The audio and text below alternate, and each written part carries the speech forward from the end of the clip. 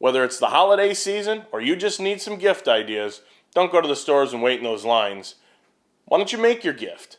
I made these dip or condiment servers, and you can do the same thing. If you want to see how, stay tuned.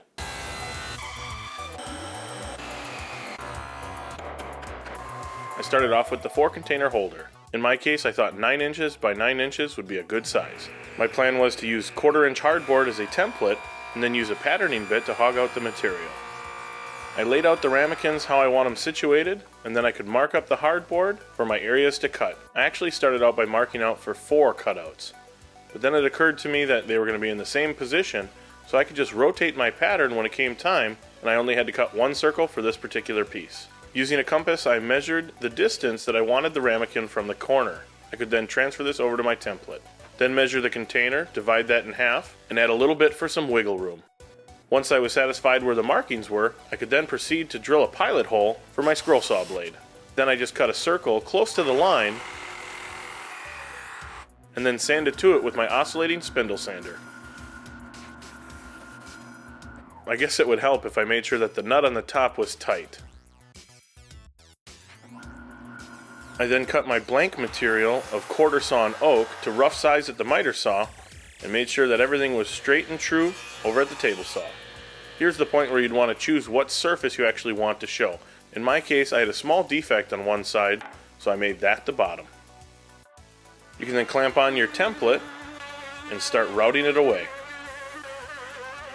It helps to have a shop vac handy to clear away some of the chips.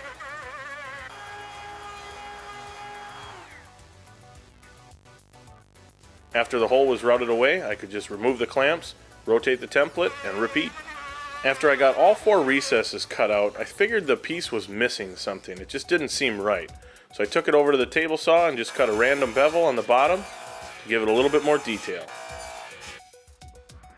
For the second holder, I didn't even measure to see how wide the bowls were. I just flipped the bowl upside down on the table saw and added a few inches to the left and to the right of the bowl, and that's where I got my width from. I then cut my material to final width and trued up the ends. As you can see here, the idea is to cut a 45-degree wedge from the wood. That way the grain pattern wraps completely around the piece, making for a nicer look. With my blade now set to 45 degrees and a stop block set on my fence, I could then cut the legs off, making sure that my good face was pointing up. Using masking tape, I also marked one of the legs that came off of one of the ends so I didn't get them mixed up. I could then flip my piece over and cut the miter in the other direction. The grain matches up nicely. With this piece, I was going to use a hardboard template as well, so I started by cutting that to size. Then I could mark the location of the circles that I was going to need to cut out over at the jigsaw like I did earlier. Back over to the sander to make them nice and smooth.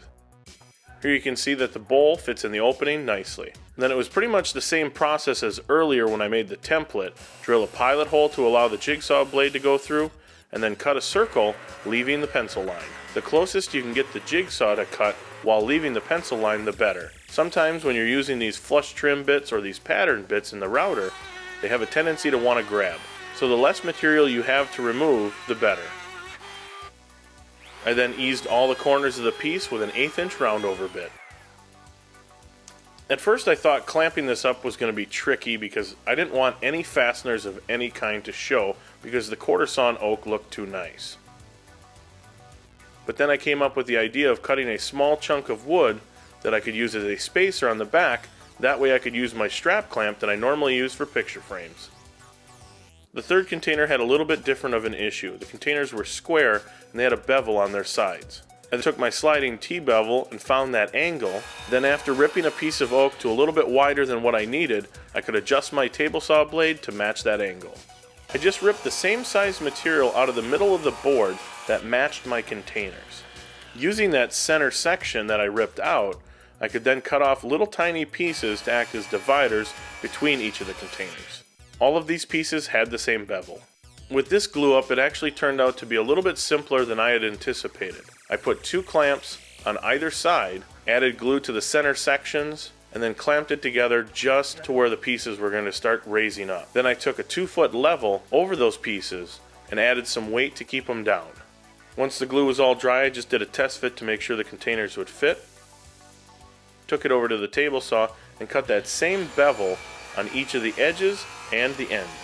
In doing so, I had a couple scrap pieces left over with that same bevel. I then took that waste piece that I had cut off the edge over to the bandsaw and cut the same angles on both of the ends. This was going to act as my feet. At this point I realized there was multiple ways I could glue on the feet. I played around with a couple different options and picked one that I thought looked best. I could then add some glue and spring clamps and wait for those to dry.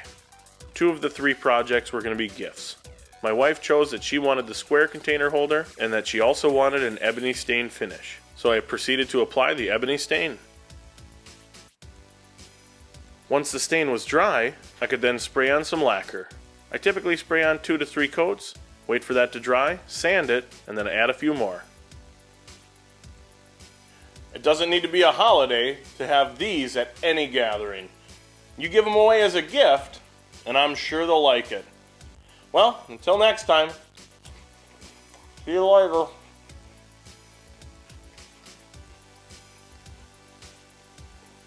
That's good.